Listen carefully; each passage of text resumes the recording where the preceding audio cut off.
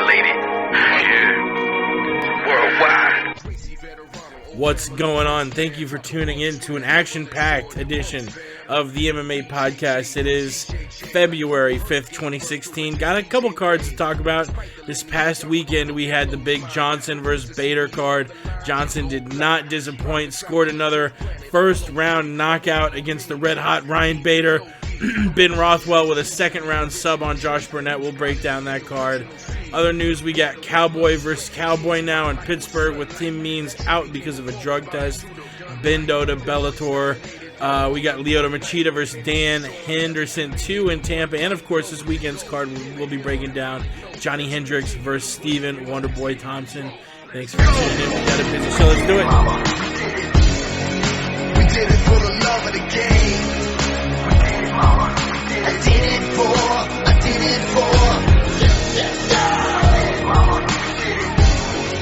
The game will never be the same. I did it for.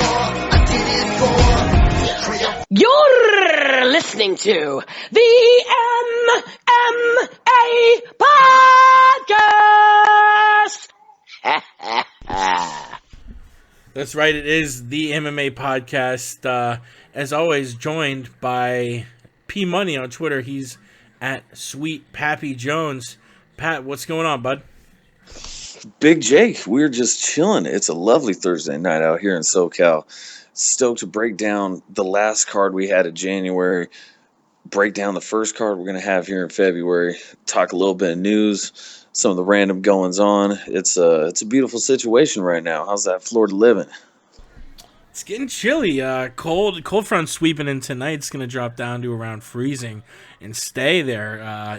We've had the last week or so highs in the 70s, but it's going to be dipping down in the 30s almost every night the next week. So unseasonably cold for Florida, but it is that peak winter time. It ain't like Denver where it's snowing all the damn time. You got to brush your car off, shovel it out. So I really can't bitch about that. Doing good though. We got the Super Bowl this weekend. I usually don't like to talk about other sports because I've noticed a lot of you usually see a lot of crossover with fans in the Big Four. You know, if you're a basketball fan, you'll probably like baseball, basketball, or football, hockey, but I don't see as many crossover MMA fans with the Big Four sports. I have a lot of friends who just follow mixed martial arts and they don't really follow football or hockey or any of that. I know you're a big baseball guy, but have you been following the Super Bowl and all that? Do you have a pick for who's going to win between Peyton, the Sheriff, and the Broncos against Cam Newton and the Panthers? You know what? I have not been following either team super closely. If I'm being honest, Jake, football is probably like my fourth favorite sport. For me, it's MMA. Yeah, no, honestly, MMA, baseball. And you're talking. This is a guy. I played high school football, but MMA, baseball. I was nose guard, son. All right. On that D. Yeah. Stumping fools, might I add.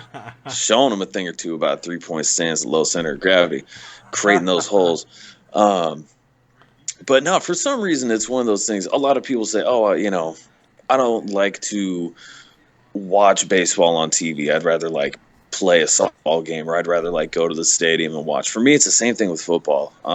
Unless it's my Cowboys, I'm also a huge Cowboys fan. So once they're out of it, I'll watch if I have the time and availability, but I'm going for Peyton. I want to see Peyton get another ring. Eli, he's got two. I want to see Peyton get two. Cam Newton, God bless him. He's I think he's the future. He's got a lot really of time.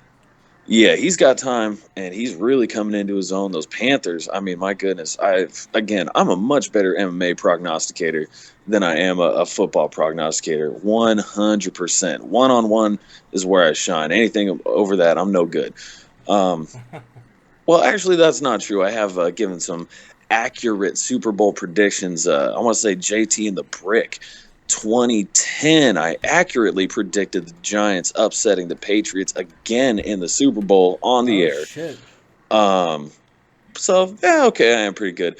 I'm going with Denver. You know, it's that D. I hear that D um, is where it's at. So um, yeah, screw it. I'll say Denver's taking it. Yeah, I think the line is the Panthers being up by like 3.5 to 5.5 somewhere within there. It's floated around, but I'm making the same pick. I used to live in Denver, so I lived in Chicago, so I'll root for the Bears. I lived in Denver. I'll root for the Broncos, both of them, as long as they aren't playing my Buccaneers. So yeah, why not see Peyton get one last Super Bowl? And I'll end it there because I know probably a big majority of the folks listening do not give a single fuck about the Super Bowl. They care more about MMA. And last week we had a pretty fun card. You said it perfectly, though. This card we were talking before the show. This card was very forgettable. Just a lot of meh fights, nothing really crazy. I guess as usual, we'll start with the prelims. Wins by Randy Brown, Damon Jack, or a draw on the Fight Pass actually between Damon Jackson and Levon Makashvili. Tony Martin gets a third round technical submission, rear naked choke. Bruce Leroy with a decision. Wilson Hayes, Rafael Natal with a TKO over Kevin Casey. Like I said, you know, that gas tank really hasn't proven well for King Kevin Casey. An upset with Olivier Aubin-Mercier losing by decision, and Tarek Saffiedine cruising to a win over Jake Ellenberger, who had his moments, but I don't know. He swings hard and has his moments, but just hasn't really been able to put together a very offensive fight in the last few years. So I don't know how long he'll be in the UFC for, if he'll even get another fight. But what'd you make of those prelims, Pat? The prelims, I thought, you know, it was a pretty mixed bag. Really, the Fight Pass portion, I did not find anything that made me feel any of these fighters are really UFC caliber. So much of this content that we see these days is just filler. Essentially, you've got guys fighting on the card just in case, you know, injuries plague the bout, and if things go as planned, you know, put them on Fight Pass or whatever the case may be. I mean, my goodness, even Alex Caceres versus Masio Fullen, Caceres, we have got one tough loser fighting another. Alex Caceres has been bouncing back and forth between bantamweight and featherweight, and making his return to featherweight takes an uninspired decision from Masio Fullen. Alexander Yakovlev, I thought he actually gave us it was one of the only first round finishes of the card. Pardon me. And I was so glad for that. Just to see some sort of action. That's, you know, he came in and proved he's a fighter, trying to get to that next level. And I feel a lot of these guys just, I don't know, just not up to par. Guys that are up to par, though, I mean, Wilson Hayes versus Dustin Ortiz, top flyweights right there. And Wilson Hayes, I want to say, was a slight dog coming into that one. And man, he put on a good showing, much improved striking, and really great grappling chops. His move to flyweight has really served him well. He spent a lot of time at bantamweight, especially in the Bellator division. And Natal versus Kevin King Casey. I mean, that chin though. Natal dropped him in every round. If I'm not mistaken, that was a more decent fight. I was glad to see that one. There was some good action, good grappling match, and Natal showing off that improvement. Dropped Kevin Casey right towards the end of the first round, and then I want to say he got him again in the second, and ended up getting that TKO in the third. I want to say some ground and pound, and old Casey, he just wanted nothing after that. That was probably the Natal versus Casey, Yakovlev versus Sullivan. really the highlights of the preliminary portion of the card for me. Safadine versus Ellenberger. Um, I was hoping for maybe a little bit more from that. Not a terrible fight, but just overall kind of a slow portion of the preliminary card. Yeah, and that brings us to the main card where we saw a pretty decent upset. Sage Northcutt, the 19-year-old kid, was looking to continue his streak, his undefeated record. Took a fight on late notice when Holbrook pulled out and actually moved up from lightweight to welterweight. And apparently had a strep throat. Dana White ended up going on Big Boy TV a few days after the fight and said, and this is a quote, "The kid really wanted to fight and I let him fight and he was sick as hell. I blew it. I blew that one so bad. The kid was super sick and he still wanted to fight. His father said, listen, we still want to take this fight. We want to take this fight. I should have pulled the kid from the fight." And I guess he had strep a couple weeks ago and it came back and it was bad and he was on tons of antibiotics, which, you know, really strip your just your energy and cardio, and whether or not that, you know, that is that big of a deal as far as the fight went. You know, would he have still lost? No one knows, but he did look pretty. He didn't look like he has in his first two fights. Lost via second round arm triangle choke. Jimmy Rivera and Yuri Alcantara, pretty boring fight. Actually, a super boring fight. Jimmy Rivera in winning it 29-28 across the board. We'll talk about Rothwell and Johnson's wins on their own, but yeah, obviously the big result here being the Sage Northcutt upset, which it was funny. A lot of fighters were, you know, mad trolling them. A lot of them were trying to offer support. Either way, you know, it's very shaky whether this kid is going to be a guy who has a long career. You know, where his ceiling is, no one knows. Is he going to be out of the UFC in a year or two?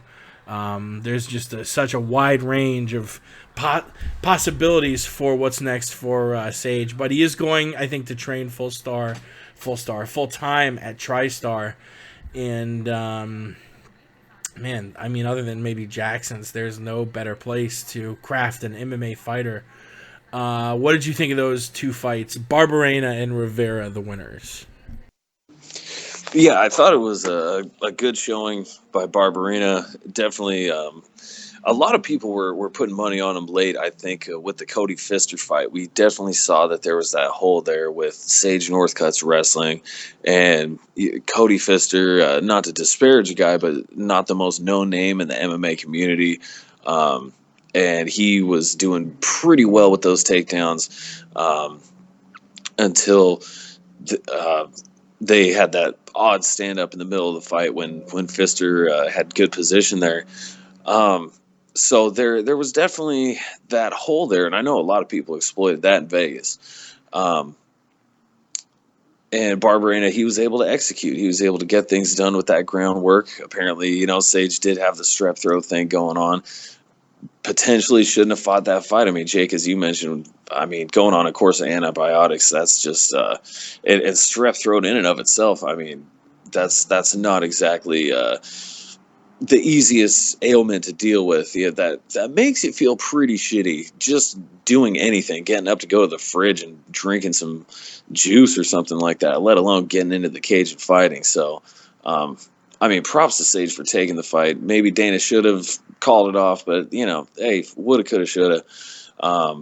You look at guys like, you know, Max Holloway, a fighter that gave encouragement to Sage Northcutt. He said, you know, oh, it's one loss. And truly, if you look at Max Holloway, he was super young when he came in to the UFC.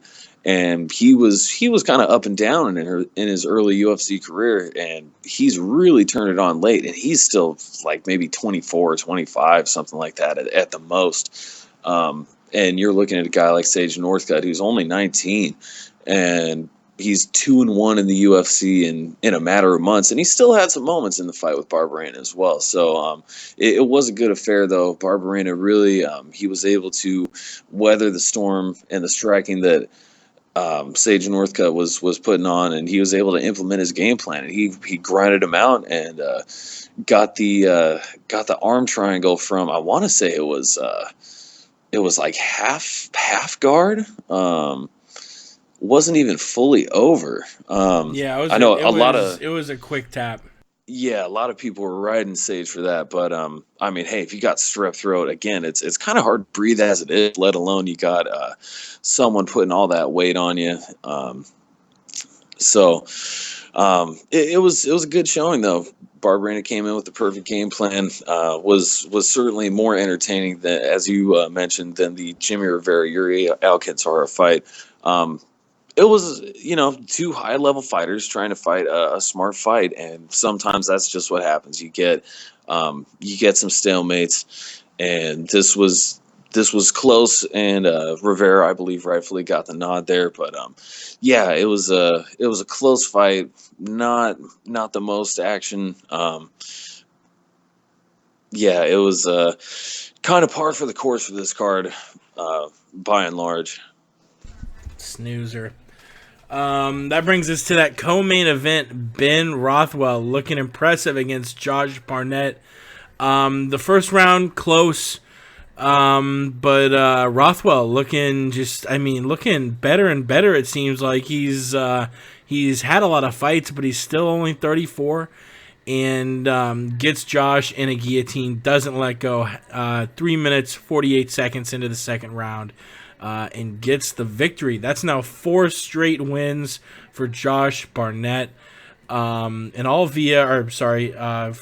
Ben Rothwell, all by finish. Brandon Vera, Alistair Overeem, Matt Mitrione, and Josh Barnett now rounding out his 4-fight win streak.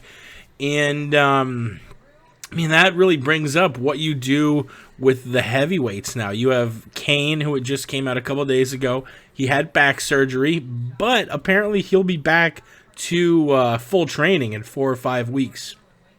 With that news, I think the UFC sticks with the original plan of making the rematch between Fabricio and Kane. And, a step below that, Arlovsky is out now, having lost. Junior is out now, having lost. And you have 3 guys. You have Stipe, who I think is your obvious next in line after Kane. And then maybe it's close between Rothwell and Alistair. And between those two, you've obviously got to give the nod to Rothwell, because he knocked out Alistair just about a year and a half ago in the first round. So I say make Ben Rothwell versus Stipe Miocic for next in line after the Kane Fabricio rematch. And if either one of them backs out, I say plug Stipe in for the title. But yeah, that's what I'm thinking. And man, the way both of these guys have been fighting recently, Stipe and Rothwell, that would be a fun-ass fight to watch. Yeah, I certainly can't argue that point. And yeah, it was a great game plan by Ben Rothwell. I mean, this guy knocked out Alistair Overeem in the first round, submitted Josh Barnett in the second round. I don't know where this Ben Rothwell came from. Not fighting like I'll be honest, I always thought of him as just a big tomato can with a Homer Simpson-like thick skull that was almost impossible to knock out. And that was really what he was bringing to the game. But, man, he has really shored things up in all aspects of the game and really seems to be mentally in tune with everything as well. And my goodness, yeah, he fought a great fight against Josh Barnett, who's a super savvy, super tough. I mean, these guys have both been in the game for so long. But Josh Barnett, he's always been fighting at a higher level. He's been at the championship level. He's been a UFC champion.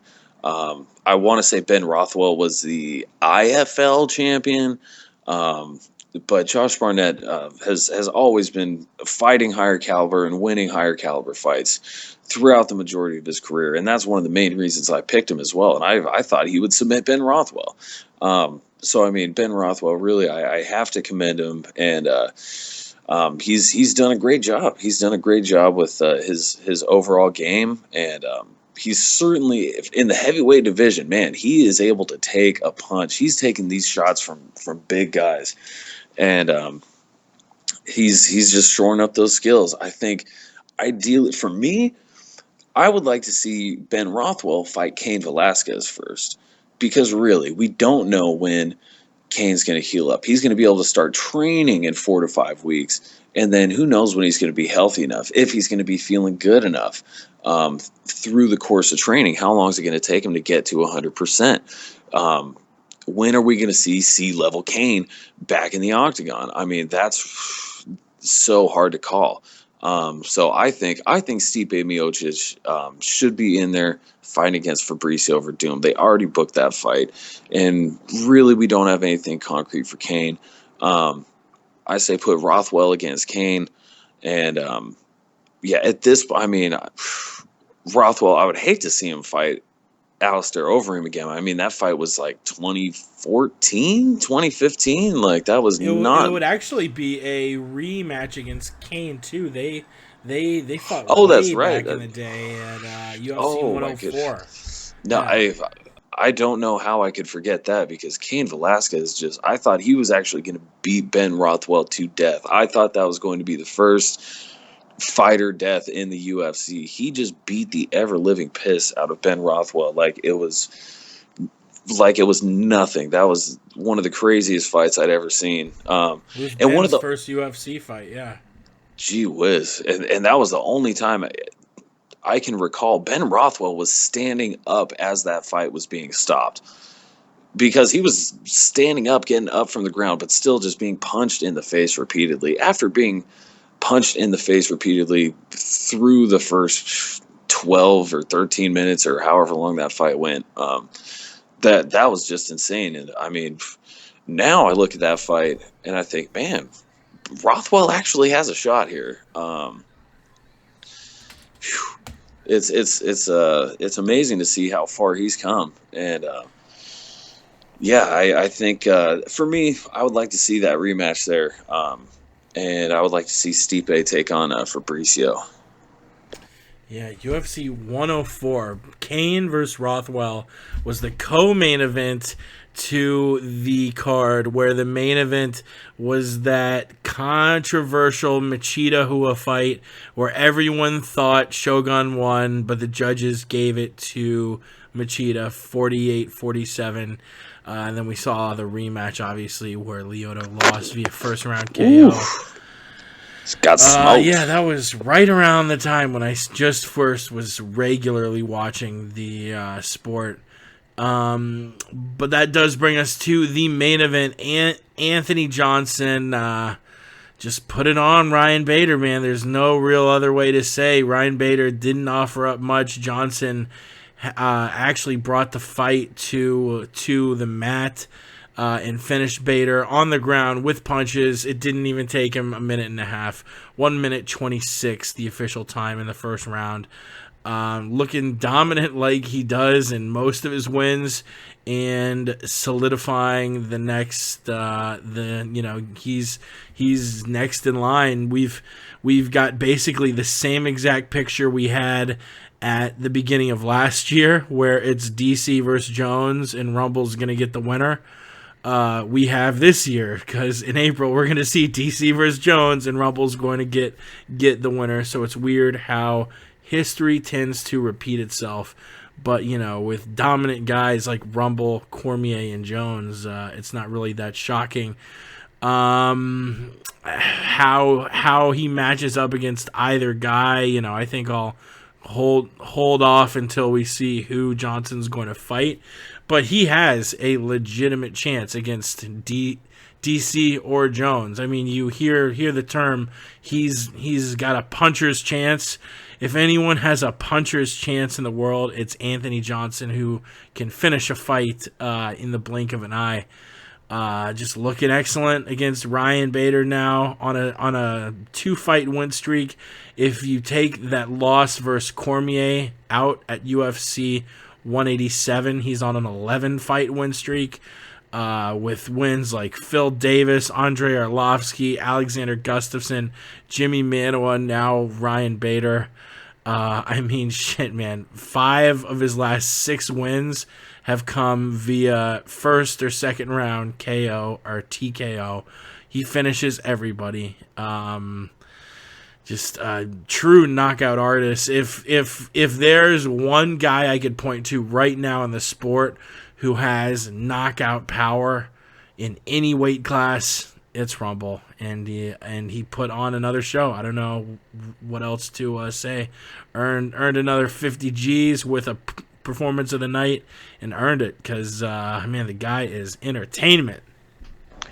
Yeah, he brings the heat when he steps into the octagon. That is for sure. Anthony Johnson is a pure beast, just savage. And I mean, he really does bring that knockout power to any weight. I mean, we saw him fighting at 170 pounds and knocking people out with head kicks, with his just punches alone. Looking at him at 170 to where he is at 205 right now, it's crazy he ever fought at 170 pounds. Completely changed his body for that weight class. And yeah, he's just been beasting on everybody. He almost finished Daniel Cormier in their fight. And my goodness, if they ever get to scrap again, I would not doubt. I mean, Johnson certainly has a good chance. Yeah, in this fight, I think, let me say this. First of all, a lot of people were throwing heat at Sage Northcutt for his what a lot of people say, quick tap, he gave up, a lot of people shaming Sage Northcutt. But nobody's talking about Ryan Bader. This guy, I mean, he took a Bob Sapp style dive. Literally. I'm not saying our boy Ramses over at Word on the Street, or as Alex Jones refers to him, Ramses. The fight was a work, people. You would hear him say such a thing. Now, I don't think that was the case. I don't think this fight was set up that way. But I think that either Ryan Bader, A, was absolutely petrified of Anthony Johnson, B, is just now absolutely petrified of the stand-up game overall, or C, just said the only chance I have at winning this fight is shooting for a takedown. And he took the first opportunity he got, and this was the shittiest shot I've damn near ever seen in the UFC. Like, if anybody has access to this footage, go back and watch this shot and tell me what in the fuck Ryan Bader was thinking when he shot in for this. It was crazy. When I say, Bob Sapp style dive, I mean, he's in the fight. It's not like he's trying to lose, but at the absolute first sense of anything going wrong, he's tapping his strikes. I think Ryan Bader just fell short of tapping his strikes. He knew all he had was the grappling game and praying to God to get him to the ground. And I think, this shot that he shot in, crazy. I mean, you've got to set it up with something, or you've got to at least be a little bit closer than that. He must have been 7-8 feet away from Anthony Johnson when he shot in for this shot. I don't know what he was doing. Rumble played him like a chump. He wrapped up Ryan Bader. He was all over him. Those transitions, he was grappling him up, and he put the hands on him super quick, just tore him apart like everybody, apparently including Ryan Bader, knew he was going to do. Ryan Bader got out of there with the minimal amount of damage. Was very disappointed to see that. Was very stoked to see Anthony Johnson do his thing. Man, he's a beast, but I wish he had someone in the cage with him that night that was like actually willing to fight. Because that was just a poor showing from Bader. Johnson is a beast, and man, like you said, I definitely give him a shot against anybody in the world right now. And man, him versus John Jones, that would be crazy. I can't wait to see how Jones is going to do, looking with his bulked up frame. I mean, like you said, we can break that down a little bit more once some fighting announcements start getting made. But Anthony Johnson, he's definitely a legit threat to anybody at pretty much any weight class, heavy, 205 pounds, anywhere he can make weight. Yeah, and I believe with the Rumble fight all broken down, that wraps us breaking down that card. So let's do a little transition here. Let's get to the news.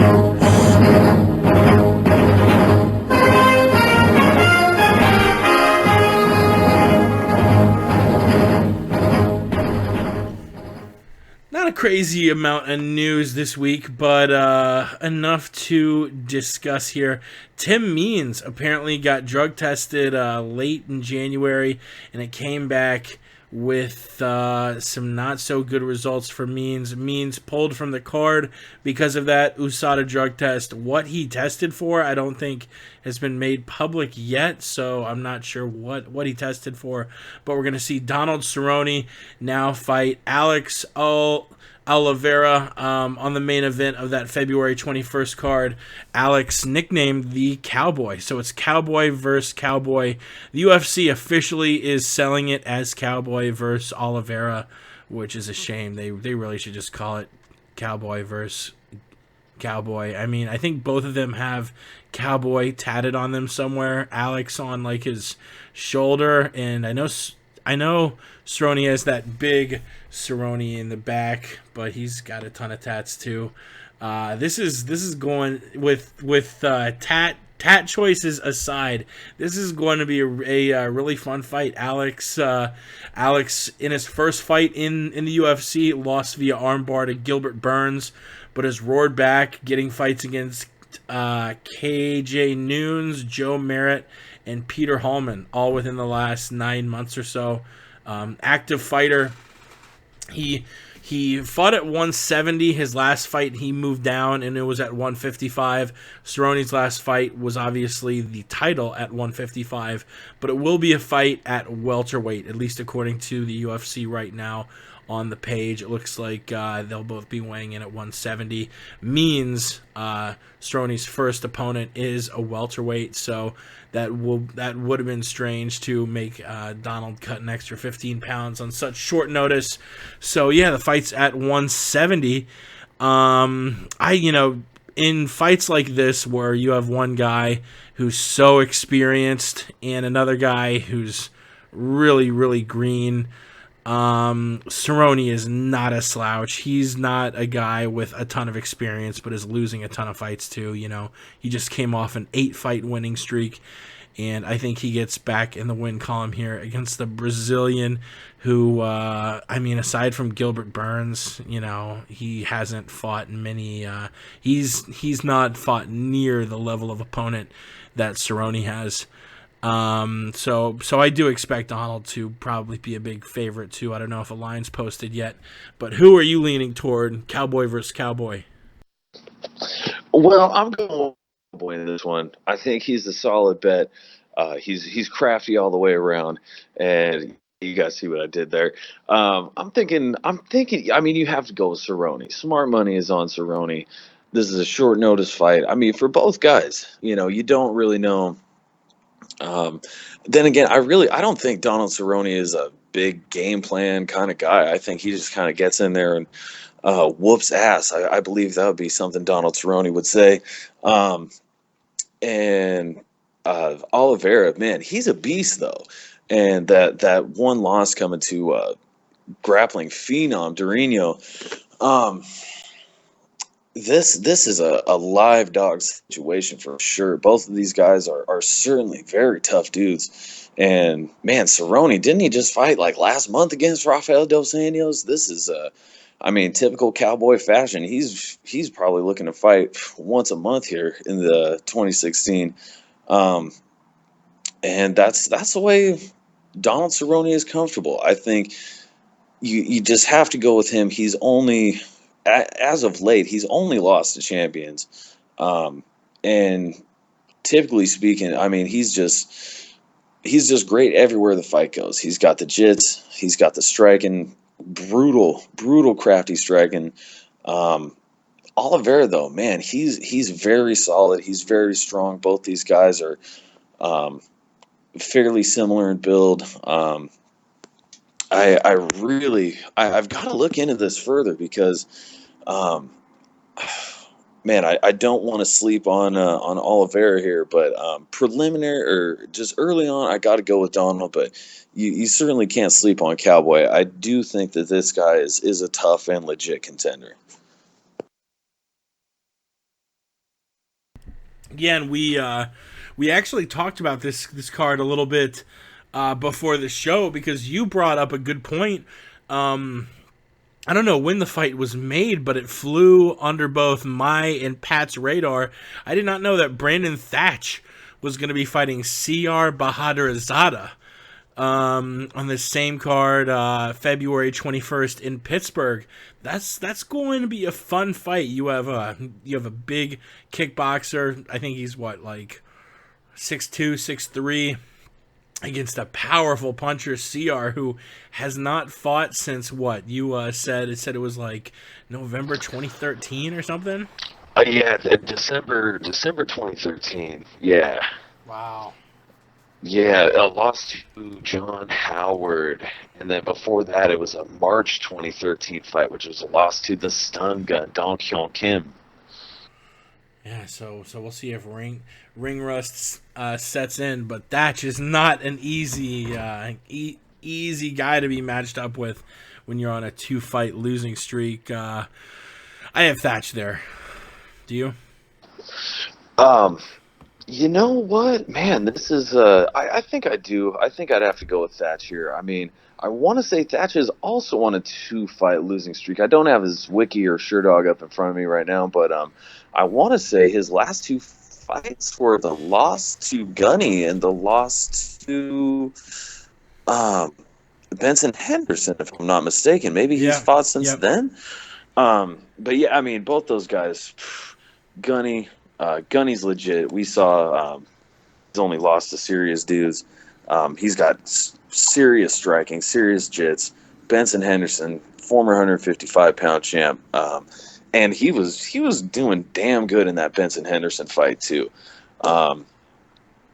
So I definitely I think I'm leaning towards Thatch right now. He's been more active. He's only lost to top guys versus, I mean, Dong Hyun Kim, I mean, I guess you can say he's a top guy. And John Howard, he's definitely a fighter I certainly respect. He's a fierce 170-pounder. No shame in those losses, really. But Thatch has been in there with a little bit better, I think. And with his style, he should have a size and reach advantage in there as well. I think he's got what it takes to dispatch a Bahadurzada. And that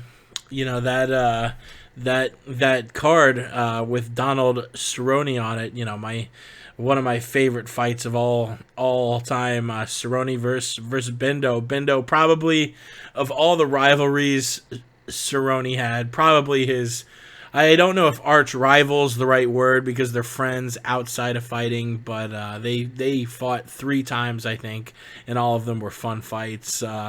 Cerrone's, not his arch rival, but his... they're frenemies.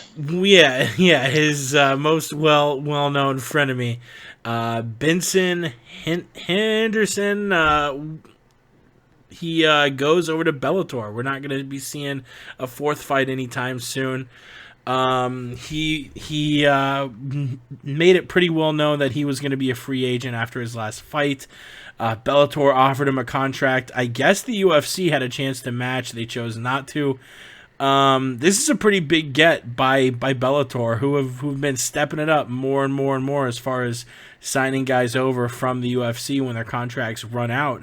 Bendo, probably their biggest get. He's getting an immediate title shot at welterweight against Andrei Koreshkov, who I think the smart money is on Bendo taking that belt. Do you think this is Bellator's biggest get so far? It's a good get for them. Other than Dada 5000, of course. Kind of a shot.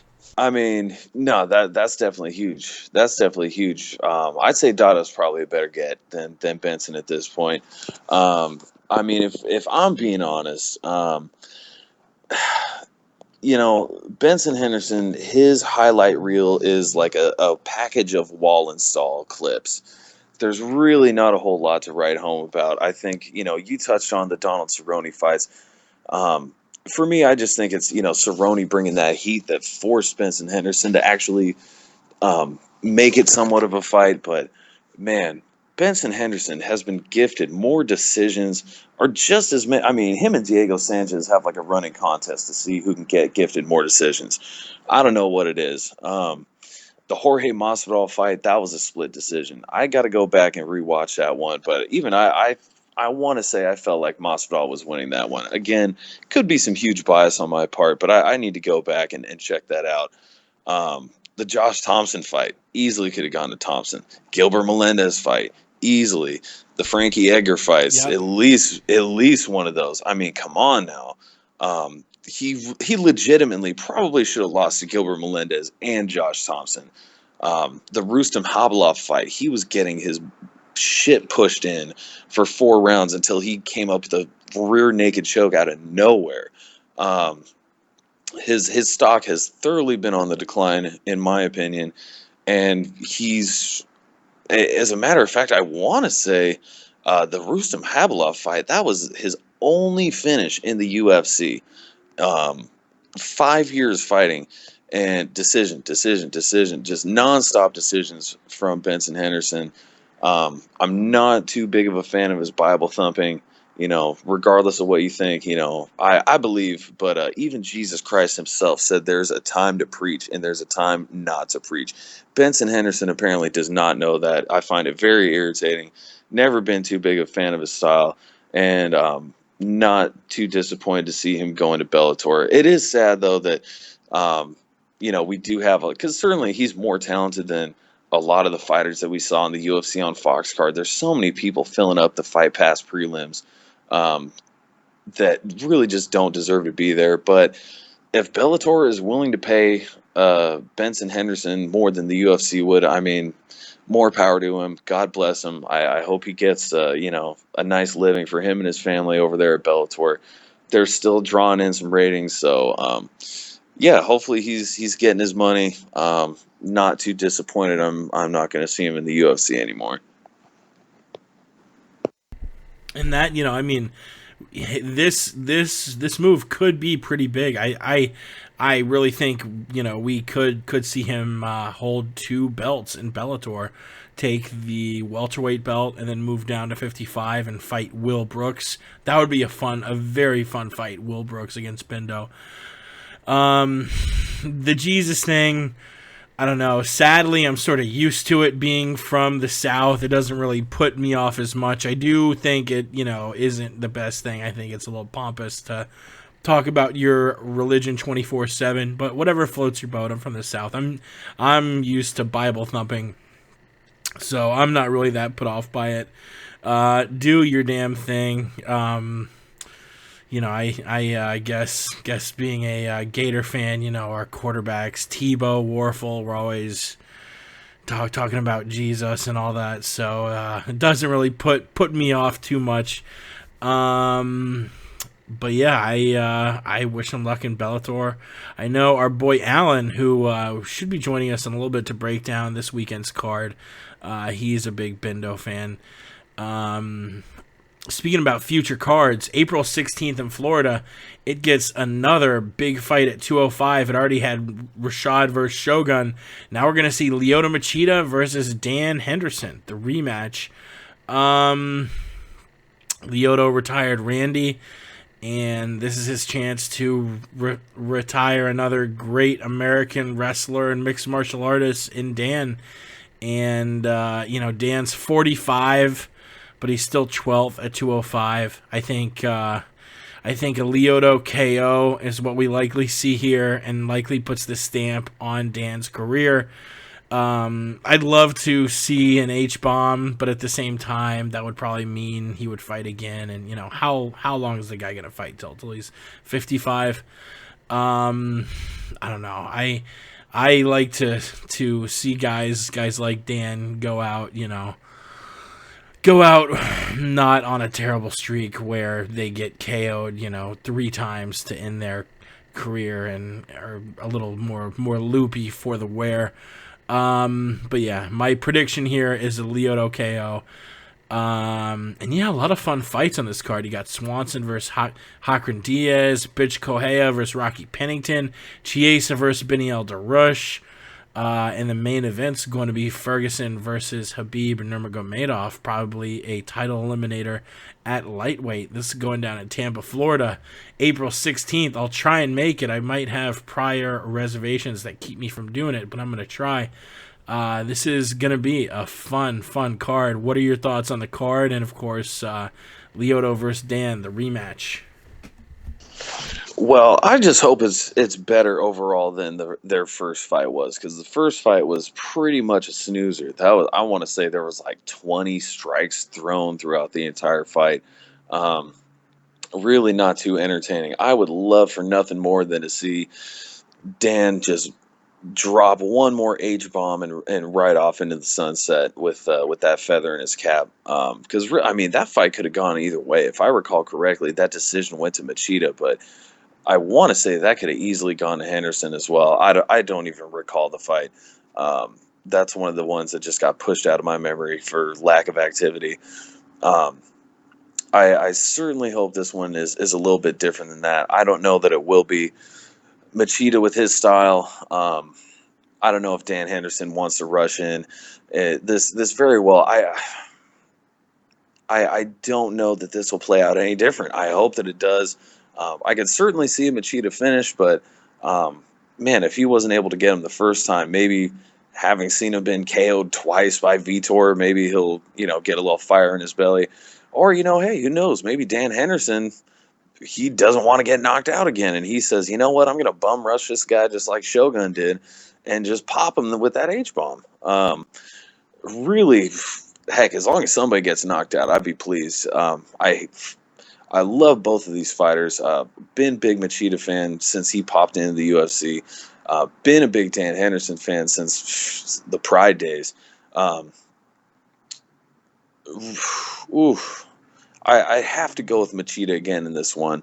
I'd be riding the money line because whether it's a decision, a finish, I could not be too sure. But he already got a decision from Dan before. He has what it takes to do it again. He has what it takes to get the finish. Dan, he needs to come out guns a-blazing in this fight to get it done, and he's got to avoid the tactician, the sniper-like strikes from Machida to get it done. It's a lot to navigate, so I've got to lean towards Machida in the rematch. P-Money leaning toward Lyoto Machida.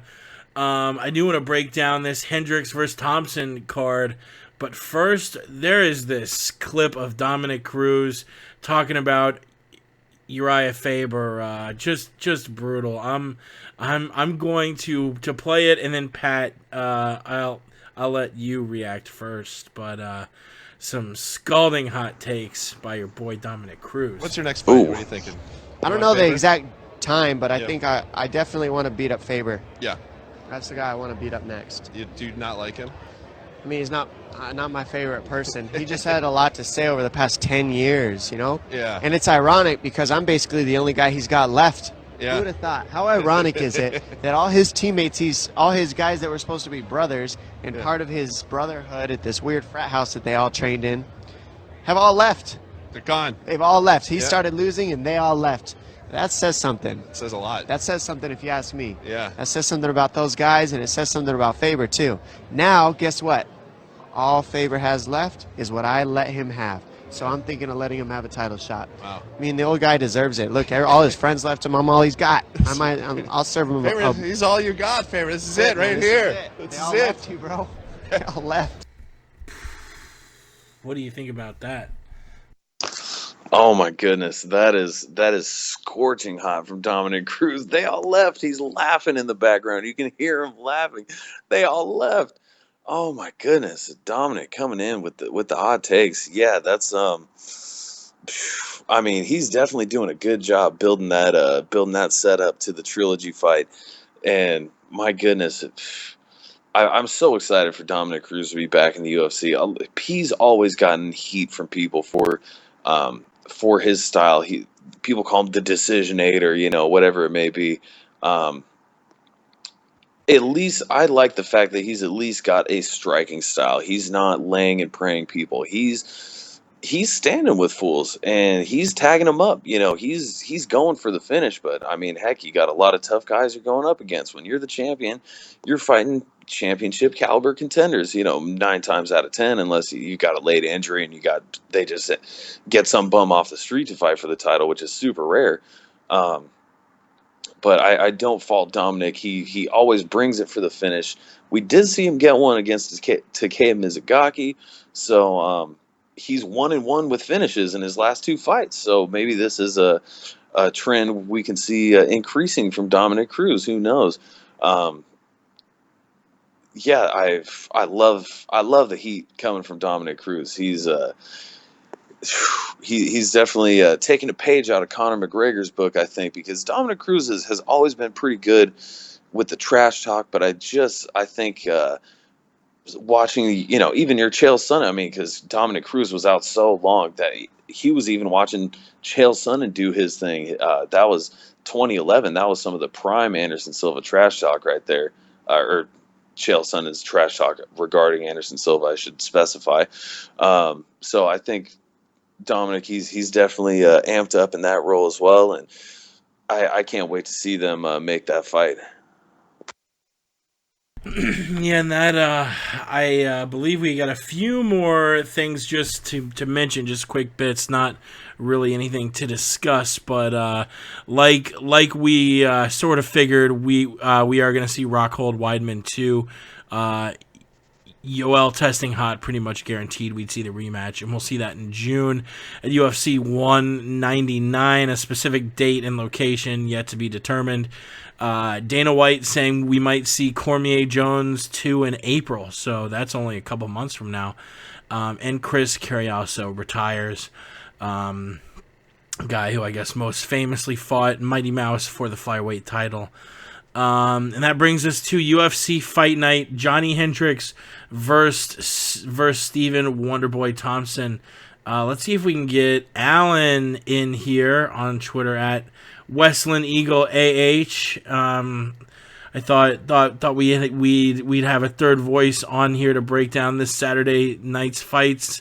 What was originally supposed to be UFC 196 is now UFC Fight Night Hendricks versus Thompson, because that heavyweight title fight of Verdum versus Velasquez, it was knocked off. So it's going down in Las Vegas. Alan, you with us? Yeah, can you hear me? Yeah, what's going on, bud? Yeah. Nothing, just cooking up some chicken.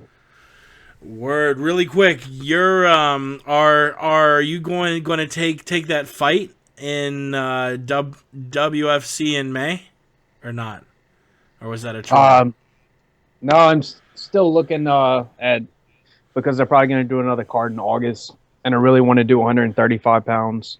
So Okay. I'm gonna pretend like I'm doing that card in May, see how my weight goes, and if close to the last month I'm within reach, then we'll go ahead and give it a go.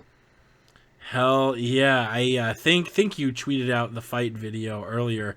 He's on Twitter at Westland Eagle AH, and we're breaking down this Hendricks versus Thompson card. Like we usually do, we'll do the prelims in a big bunch. I see a lot of messy fights on the prelims, honestly. Just a lot of more volume strikers, not really the most technical strikers, guys who throw a lot. You have Lobov versus White. You have Mickey Gall fighting Mike Jackson. Mickey Gall being the guy from that Dana White YouTube web series, Looking for a Fight, the guy who wanted to fight CM Punk, and he's fighting Mike Jackson for the right to Jake. to work a fight to CM Punk, basically, yeah? When you call Mike Jackson, make sure you call him out by his Twitter profile handle, Mike the Truth. Mike the Truth Jackson. Follow him on Twitter. Yeah, you met him on like press row at like Legacy or something, right? Yeah, I just saw him and said hey or whatever. Like he works all the Legacy events. He's the head photographer and he trains in Right. Houston. Yeah, the rest of the prelims being a featherweight fight between Noah Lehat and Diego Rivas, a flyweight fight between Ray Borg and Justin Scoggins. Scoggins a live dog here. Borg is a big favorite. I think like minus 300, but Scoggins has a lot of talent. In what is guaranteed to, I think, be a messy, sloppy fight. Derek Lewis versus Damian Grabowski. Lewis, a slight underdog at plus 125. And you got Josh Berkman versus KJ Noons. Berkman minus 175, the favorite there. I'll start off, I guess, with Allen and then throw it over to P Money. What fights stand out to you there on the prelims? I guess we got 2 fights on Fight Pass and then those 4 fights on Fox Sports 1. Definitely the Ray Borg fight.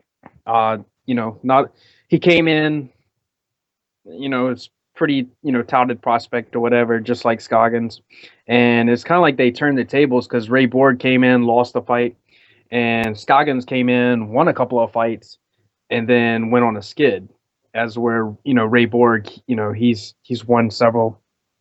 I think he's won several in a row. I'm not sure, but I think they match up really well. I think the main thing is going to be the wrestling scrambles. I think Ray Borg is a lot quicker, and Scoggins is probably a lot more technical. But Scoggins is kind of shown to not quite fight to his expectations. His fight IQ sometimes can be lacking. So I think that's really the fight that I'm looking the most forward to. The other fight probably a lot of people are looking forward to is Derek Lewis.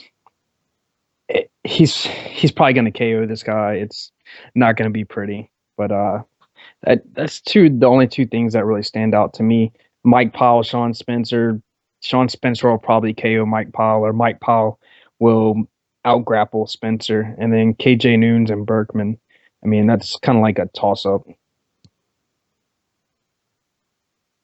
Yeah, I'm definitely with you guys on the flyweight bout here between Borg and Scoggins. Scoggins was also a great prospect himself. Like Alan, you mentioned, coming up, he's got I would dare say like a Darren Cruikshank, Stephen Wonderboy Thompson kind of style. He throws crazy kicks. He's got all the kicks in his back pocket, and he has shown some decent wrestling chops, but not necessarily. I would definitely say Borg has the edge in the grappling department in my book, and Scoggins certainly would have to have the edge in the stand-up department. They both have a split decision loss to Dustin Ortiz.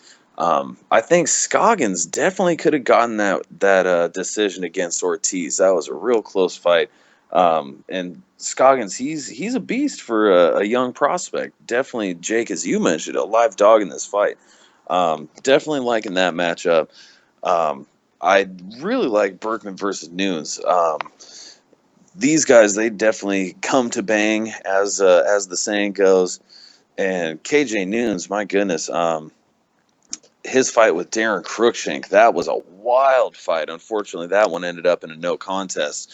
But I see this one kind of a similar matchup.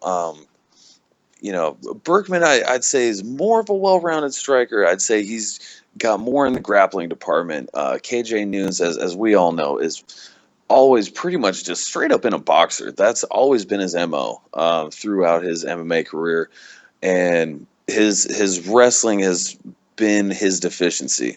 I think that Berkman could take advantage of that, but at the same time, Berkman, he has had I don't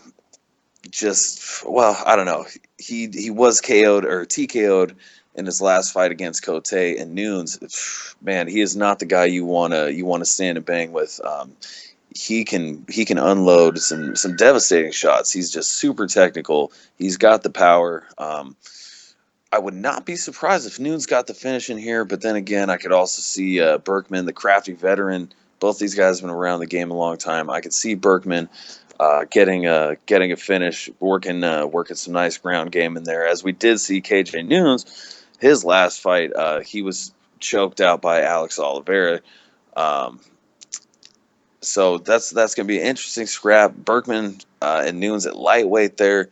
Noad Lahat, going to be interesting to see. I remember he was another guy that was having a lot of hype behind him. I do not recall him ever delivering on that hype.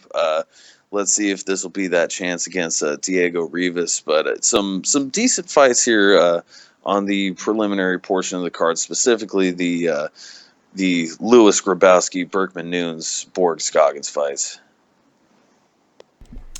Yeah, and that bumps us up to the main card. You know, some cards I like to break the main card down fight by fight, big cards, but I don't know if this one really deserves it, because all of them, not all of them, but most of them seem pretty one-sided. At least 3 of them do.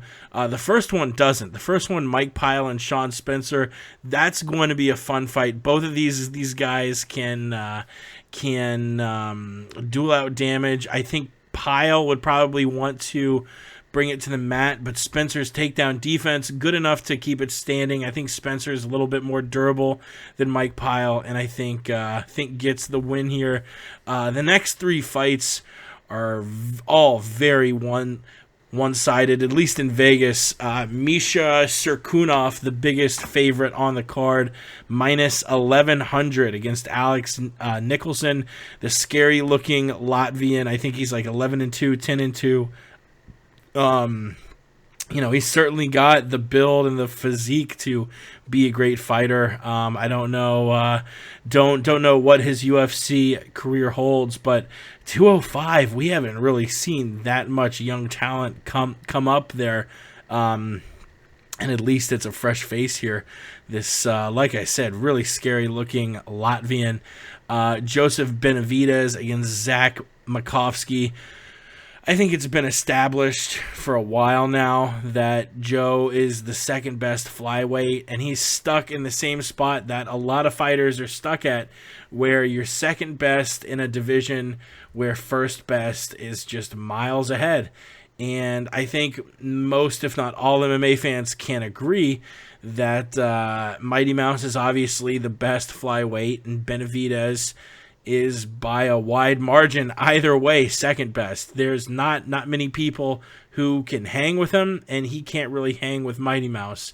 So, you know, I do think he'll eventually get that third fight, because you know, only can stack up wins for so long before you get a title fight again. But sitting at minus 470 in Vegas, that shows you, you know, he's just a just an excellent fighter, and this is probably going to be another win in the win column. OSP, I think the UFC is sort of setting this up to be a rebound win for him. The guy is fighting Rafael Cavalcante Feijão. Yes, he has been dangerous at points in his career. At this point, though, he's lost 3 of his last 4. His only win coming against Igor Pakryak. Just got I believe decision by Bader and TKO'd by Pat Cummins. So I think this is a very winnable fight for OSP. I guess we'll break down the co-main event too, and then save Johnny versus Steven Thompson as its own topic. But Nelson Rochelt, one of those fights where you know it's going to go one of 2 ways, like many Roy Nelson fights. You know that either Roy is going to land that overhand right and finish it in the first round, or he's going to get grapple fucked, or, you know, outboxed for three rounds. It's either a very one-sided 30-27 the other way against Roy Nelson, or Roy gets the W with a first round KO. And I think Nelson gets the KO here. Rochelt has been able to stack up wins, but I don't think it's been on the caliber of guy as Roy Nelson is. I think Rochelt got finished in the first round by Alexei Olnik. hopefully he's gotten his defense up since then, or else Roy is going to knock him down. And, I could very easily see this being a big win on Jared Rocholt's record, vault him up the rankings a little bit, 30-27. But my official pick is Roy Nelson, first round, overhand right, knockout. I'll say 2 minutes exactly. Alan, who are your picks for these 5 fights? I guess you already talked Pyle Spencer, so those 4 fights. Yeah, I don't know Misha and Alex Nicholson. I've never watched either of them. Never heard of these guys either. I've never seen them fight before, so I'm not even gonna bother with that. But Benavidez and Makovsky, Zach, he's shown his weakness against Formiga to be the guys that are smaller and quicker than him, because he's kind of one of those flyweights that he's really good at wrestling, but he does like to stand and trade. And I don't think he's quite as quick as Benavidez or just quite as technical. And I think Benavidez somehow, gets a submission, takes his back. I mean, he's so fast. Unless Makovsky catches Benavidez, there's no way he's going to out wrestle him. So it's, I'm going to go with Benavidez on the submission there. And OSP and Feijiao, he just hadn't fought enough, and he's looked terrible in his last fight. His, conditioning and everything just hadn't looked on point. Looked real soft. I don't know if it's because he got off the juice, but OSP definitely. I'm picking to win by knockout there, buddy. And Jared Rocholt, Nelson, Roy needs a win. I think he's going to get it. There's nothing much you can really say about it. It's, just Rocholt he's going in there doing the same thing every fight. He actually, I think, against Struve, he got hurt a couple of times. He's shown, susceptibility to the KO punch. Just like you said, he got finished in that one fight. But even in his wins, he's gotten tagged and gotten hurt. I think he keeps his head up there whenever they're standing in the middle. So I think Roy's going to find a way to finish it. He really needs a win. So I think Roy gets it. Yeah, this is a solid main card, really. I think. Josh, I'm with you on this one with Mike Pyle and Sean Spencer. I think Black Magic, he's just a young buck on the come up, and Mike Pyle, he's hate to keep overusing the phrase, but crafty veteran. He's got skills everywhere it goes, but I think he's in the twilight of his career, and Sean Spencer has what it takes to handle Pyle rather thoroughly. As well, along with you guys, I've not seen Serkinov or Nicholson before. Assuming Serkinov's a beast, I mean, minus 1,100, that is quite the generous line. I don't know where they're finding these guys, but okay. Benavidez versus Makovsky. I mean, Makovsky, I consider him a live dog in every fight. He does have really strong grappling credentials. His wrestling is quite strong. He does have some solid hands as well. But, Alan, I'm with you. I think Benavidez, he just puts it together a little bit better. And he's a guy also that he's been fighting just the top in the WEC and the UFC for a long time. He's been fighting some of the best competition that there is. And he hangs in there with them more often than not. And he always makes it a close fight. And typically speaking, like his former teammate Uriah Faber, he rarely ever loses outside of a title fight. If he ever has, I'd have to go back at his record. I don't think Benavidez ever has lost a non-title fight. He's just super good. I have to take him over Makovsky, but can't sleep on Makovsky. He's also quite a talented guy in the flyweight division. OSP versus Cavalcante. You have to give it to OSP. I think he may get some ground and pound strikes in. I think if he gets a TKO, it'll definitely be ground and pound style. He's more athletic. Cavalcante, he's a dangerous striker, but outside of the Prokrajek fight, we have not seen those strikes really. He's just been toyed around with by superior grapplers, and OSP certainly qualifies as such. he's just going to paint the canvas with Fei Zhao in this one. Takedowns, ground and pound. I also think there's a TKO coming in that fight. And then Nelson versus Rochald. A rare instance, usually the UFC likes to match people up with similar momentum. But Nelson has lost his last 3 fights, whereas Rochald, I believe, is on a 3-fight win streak. Very interesting matchmaking in this one. You always have that feeling. I mean, Roy Nelson, he's always in every fight. He does have jiu-jitsu, but he's a shorter fighter at heavyweight. It's not going to be such a disparity coming in against Rochald, and also having the lower center of gravity could also help in the grappling-oriented Rochald's department. That'll definitely help stuff in some takedowns. You got to get low on these fools. And, Nelson, again, with his jiu-jitsu, may not be someone you want to, play on the ground with. Although Rochald, he is a bigger heavyweight. I mean, although they're certainly both coming in 265, 266. If Rochald gets on top, I mean, these guys are just so heavy. Who knows if the Big Show would be able, or the Big Show, thinking WWE, if Big Country would be able to get big country. Oh my goodness! I don't think he'd be able to get Rochald off of him if Rochald's on top. He's got that smothering blanket wrestling. I'm praying for a Nelson knockout because I've just been rooting for Roy Nelson for so long, and just because I don't want to see a 3-round smother fest. And Alan, like you mentioned, Rochald did get hurt by Stefan Struve. I want to say really just in the 3rd round. To my recollection, I don't recall Stefan Struve really engaging a ton in that fight at any point, really. And he finally started to fight back in the 3rd round, but it was just a little too late. I think Roy Nelson, man, I want to say Roy Nelson by 1st round knockout. I really do. It may just be wishful thinking. I'm going to say it. I think Roy Nelson is just a smart fighter. He's a smart fighter everywhere it goes. And hey, if we want to look at MMA math, Roy Nelson, he show you can drag punch Stefan Struve and knocked him clean out.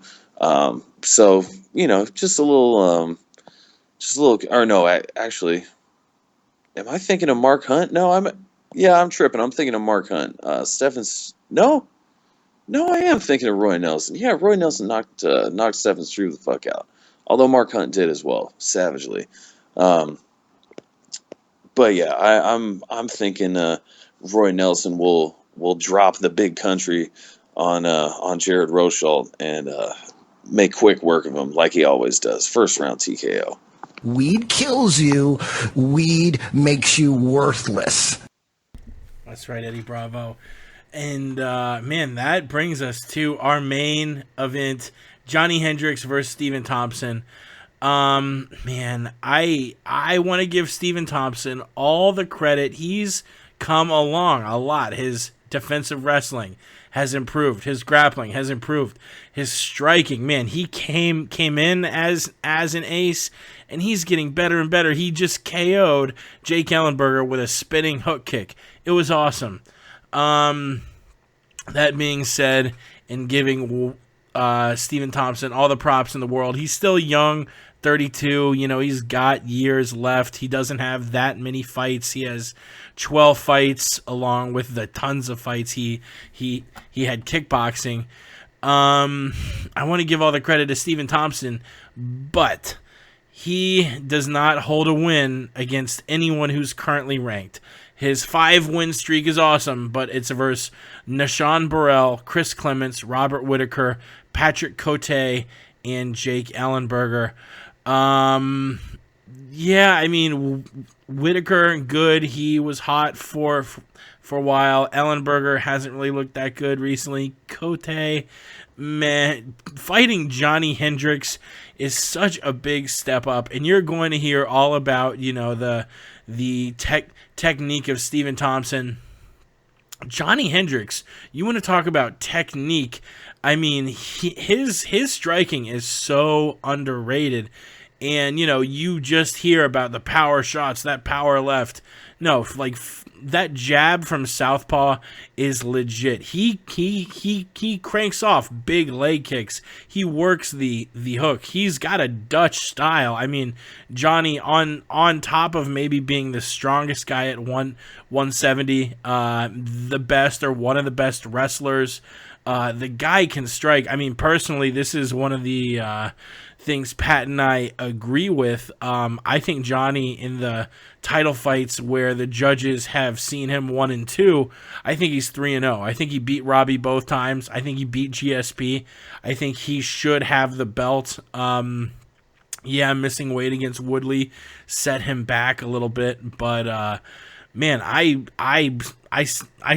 really think Johnny's the best welterweight in the UFC, and I think he makes easy work of Stephen Thompson. I don't know. Stephen Thompson could keep distance, work the feet, keep, kicks. He'd really need to keep that distance the entire time, and that's one thing Johnny is very good about, closing that gap. As a in NCAA, I don't know if he was a champion or an All-American or what, but you learn to close that gap pretty fast. I think he should be a way bigger favorite than -200 or whatever he is. And I'm seeing tons of folks saying that this is going to be close. This is going to be a war. And yeah, maybe, but man, the way I'm seeing this fight, this is Johnny's fight. I mean, this is going to be a one-sided beatdown, and Johnny's throwing the hammer, as someone once said. Alan, how do you see this fight going between Wonderboy and Big Rig? Yeah, definitely agree with you on pretty much like everything you said.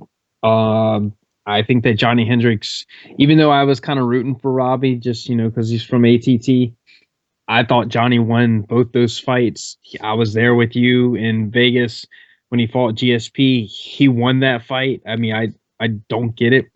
Like you said, the leg kicks, man, the way he throws leg kicks and sets up his combinations with them, he's a complete fighter. He does everything.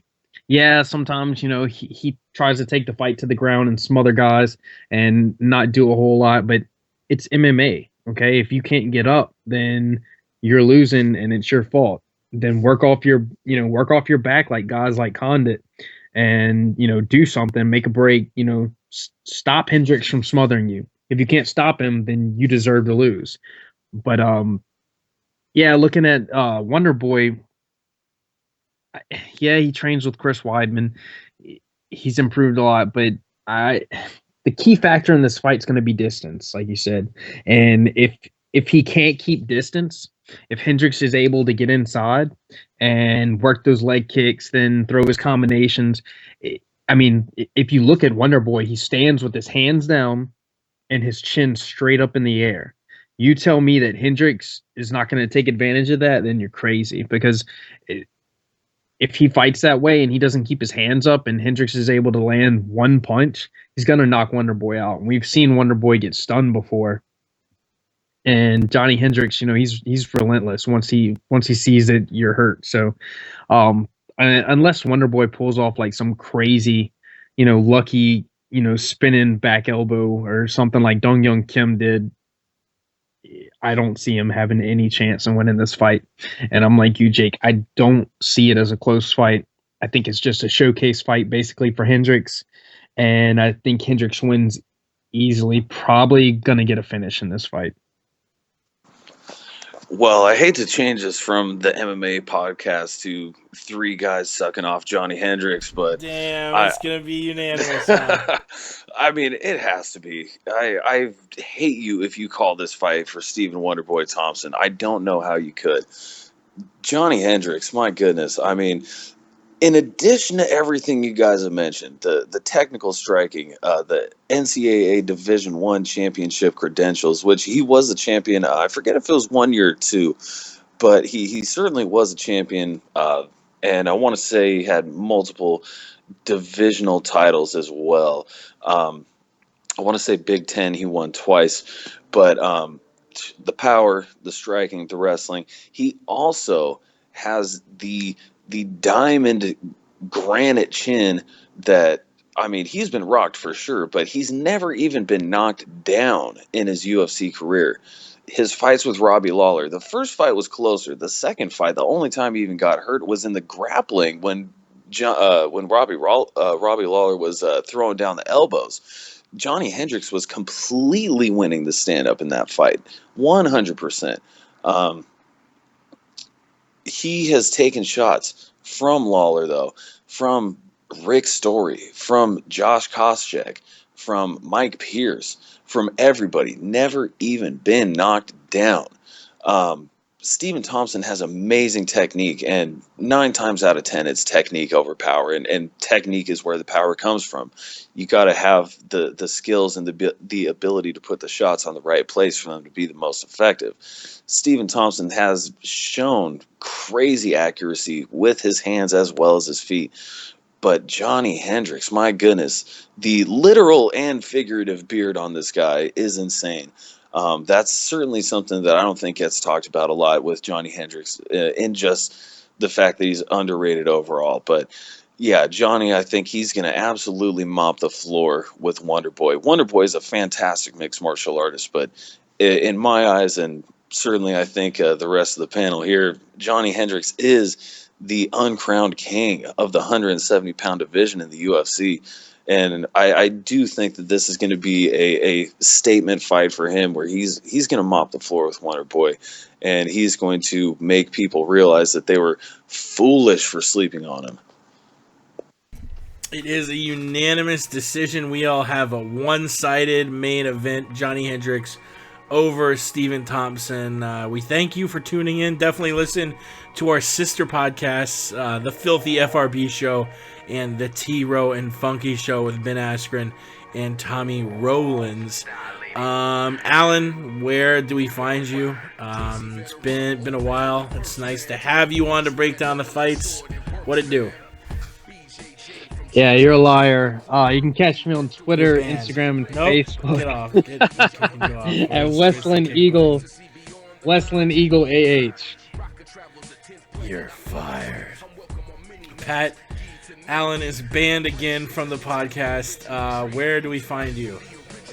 You're fired! You can find your boy P Money at Sweet Pappy Jones on all the social medias. I'm really only ever on Twitter, though. Hit your boy up, follow the fam. You're fired! That's right, Alan.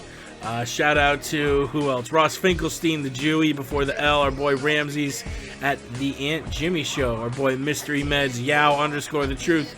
C. Lowenstein, the MMA enthusiast. There's so many more people. Of course, the Mims, like I mentioned, the Ben Askren and Tommy Rowland Show. Quality stuff. Our boy Jean-Luc Pimphard at Sweet Pappy Jones, Relapse, All Force Nutrition, Defense Soap, MMA Mental. We'll see you next week. We'll be breaking down all sorts of MMA. Till then, we go. Shout out to Jake. Tune into the MMA podcast every Tuesday night. Dr. Wild Style, always been a foul child. Realize, sucker, I be the coming like Noah. The MMA podcast, Jake is the host. And since Ramsey's been in a wheelchair, the Aunt Jimmy Show has been on a roll. I wanna say John Jones is a host, so I think that I'll pick up the phone and dial 213-457-3380. We got hot takes on the stove.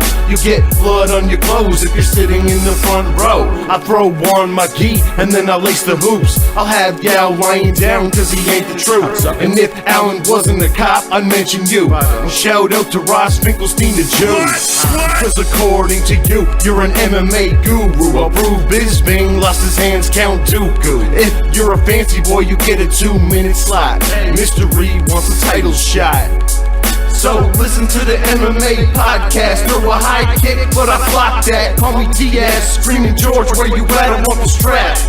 But you know that I'll never tap. So listen to the MMA podcast. Throw a high kick, but I block that. Call me Diaz, screaming George, where you at? I want the strap. And you know that I won't tap. Mystery. the MMA podcast. Most of us just live and breathe this fighting shit. Shout out to Jake. Shout out to Jake.